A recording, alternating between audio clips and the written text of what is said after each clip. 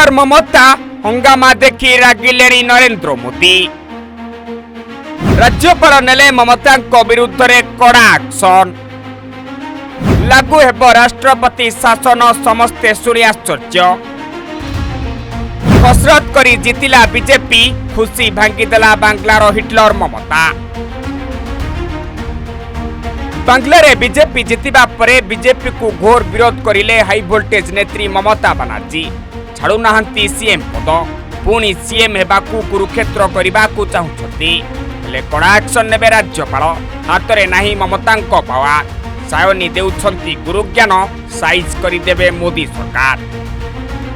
सीधा आंगुठी घिओ न बाहरिले आंगुठी तेड़ा करबाकू पड़िबो। काली ईवीएम घोटाला कही बीजेपी को धोइले ममता। आज सीएम ऑफिस रे प्रेस मीट करी धमक देले। सरकार को विरुद्ध रे आईन को बदलेबाकू योजना करूछंती ममता बनर्जी। लोक बल ना गुंडा बल देखाउछंती ममता।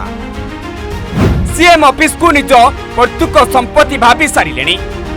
कड़ा निर्देश देलेनी मोदी, तुरंत हटाओ हिटलर दीदी को। हेले किए दौची ममता को साहस? 15 वर्ष भितरे जा करिछंती बांग्लारे रही छी छाकर करी प्रमाणित करिछंती भोटर। हारिबा परे निज जिद रे अटल रही बीजेपी को टार्गेट करुछंती।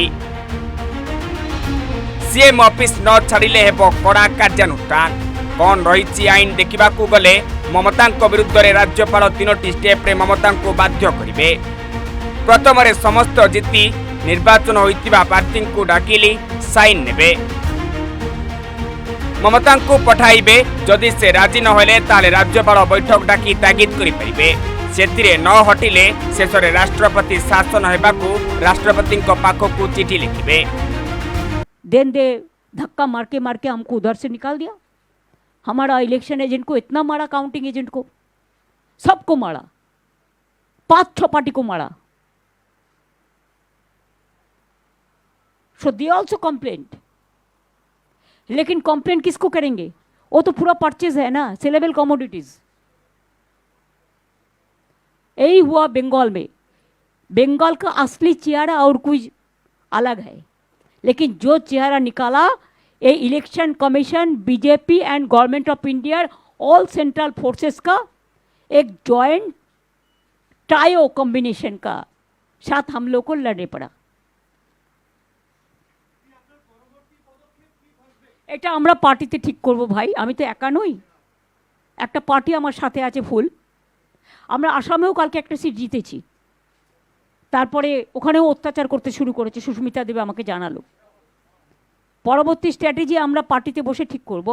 আপনারা টাইম টু টাইম জানতে পারবেন, চিন্তার কোনো কারণ নেই। কেন, কিসের জন্য? আমরা তো হারিয়ে নিয়ে যাব। হারলে আমি যদি শপথ নিতে যেতাম তাহলে আমি রেজিগনেশনটা করতাম। এখন তো কোয়েশ্চেন ডাজন্ট অ্যারাইজ।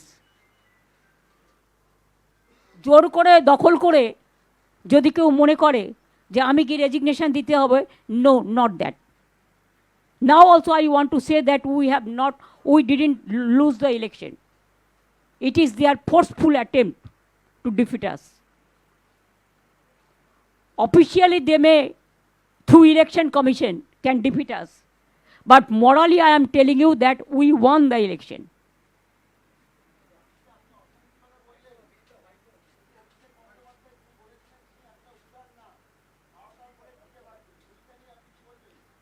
কি বলেছিলেন শুনুন, রাজনীতিতে অমিত শাহ বলেছিলেন সবাইকে দড়িত করে ঝুলিয়ে পেটানো হবে। আগে তাকে জিজ্ঞেস করুন, তারপরে অভিষেক ব্যানার্জি উত্তর দেবে। আর প্রেসটা আমি করছি, অভিষেক ব্যানার্জি করছে না। যা জিজ্ঞেস করার আমাকে জিজ্ঞেস করুন।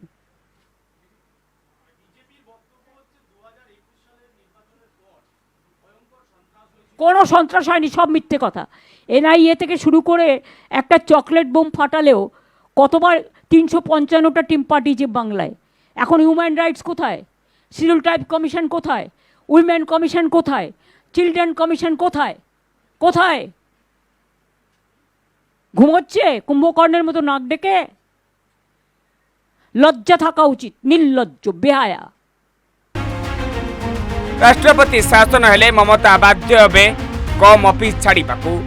बीजेपी जितिबा परे खुशी होइतिबा बेले बीजेपी खुशी को हजम करि पारु नाहांती हिटलर।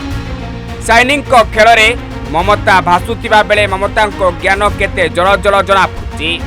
ଆଗକୁ ଆହୁରି ଭୟାନକ ସ୍ଥିତି ଆଣିପାରନ୍ତି ମମତା, ତାହା ଏବେଠୁ ବାସ୍ନା ବାଜିଲାଣି।